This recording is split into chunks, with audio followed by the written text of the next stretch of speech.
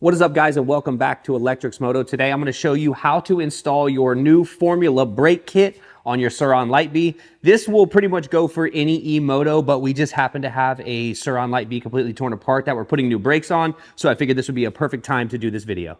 Okay, so the assumption is you've already taken your brakes off. This is not a video on how to take brakes off, it's how to put them on.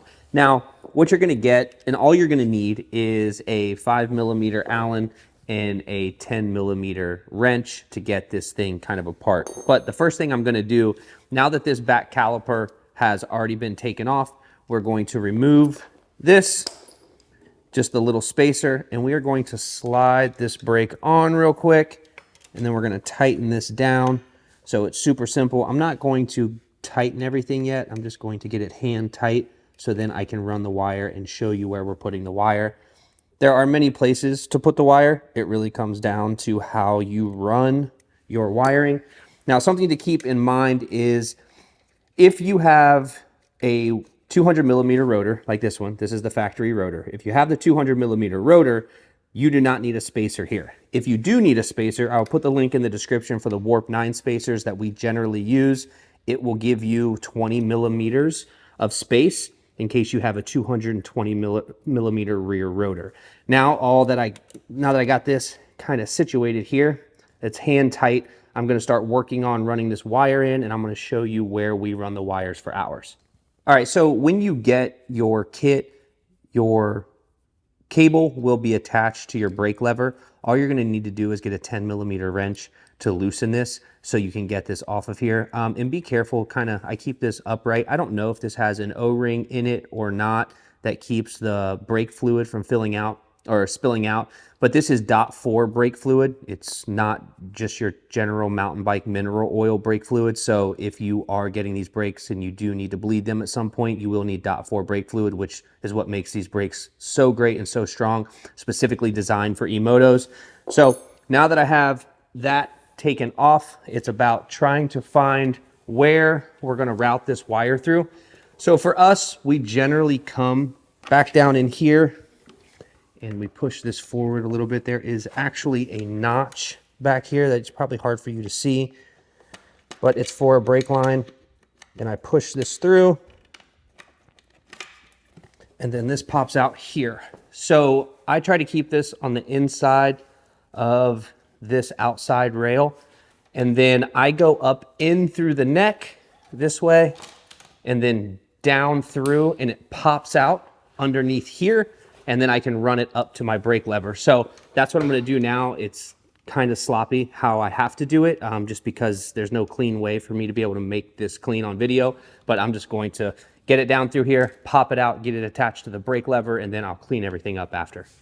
All right, so this is kind of a hodgepodge for us. This might not be how your bike looks, but it's just about finding a good enough opening to get this down through.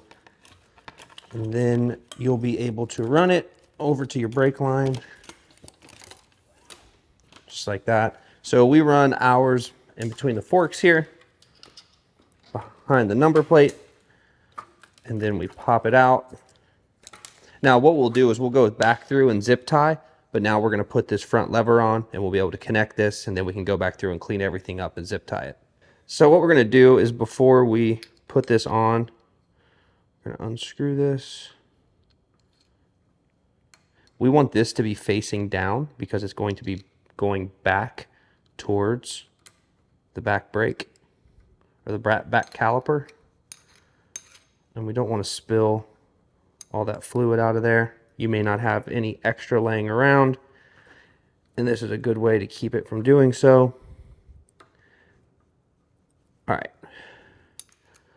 Now we're going to tighten this. Okay.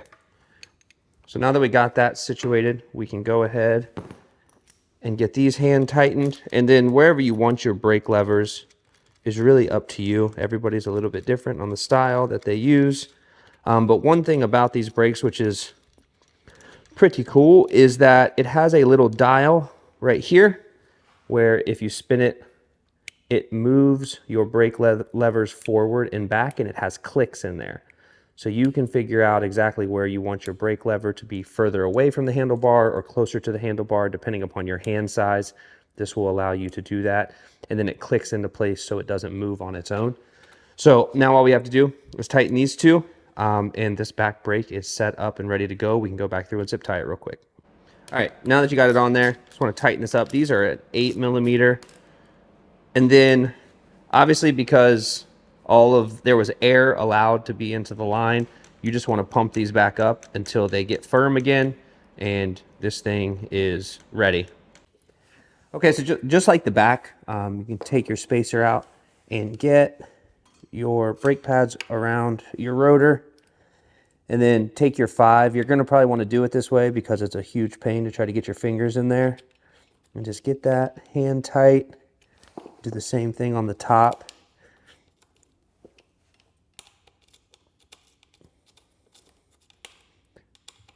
And now we can run this up to the brake lever, and then we can come back through and tighten everything. All right, so now I take our cable up through the triple clamp here, keeping your brake line on the inside, and then I will go through the number plate, which is kind of a pain because there's a bunch of stuff back there right now. And then I'll just hang this out over here, and we'll connect our lever in a moment. You have a spot for a zip tie for your brake line right there, which we'll put on once we get the lever attached, but that will pretty much clean everything up and keep this cable out of your spokes. Okay, so one thing to look at, there is this small O-ring right there, and that needs to be in there. So when you put this through, there's also an O-ring on this bolt head. You want to go through there, let that O-ring sit, and that's what will keep that fluid in there. And then you just want to hand tighten it the best that you can. Grab your 10mm and just tighten it down. Right, I'm going to leave it a little bit loose so I can decide where I want this, because once I put that on there like that, I'm going to want this kind of going off to the side to eat up some of that length. So now that it kind of fell to the spot where it wants to be naturally, I can tighten this up.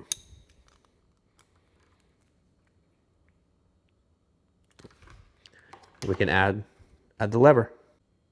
Okay, so again, depending upon where you like your brakes, that's kind of up to you, but you just take your 8mm socket, get these hand tight, and then you can position them wherever you want. This lever also has the adjustability, so you can adjust it forward and backwards depending upon how big your hands are. And that is pretty much it for the Formula brake install.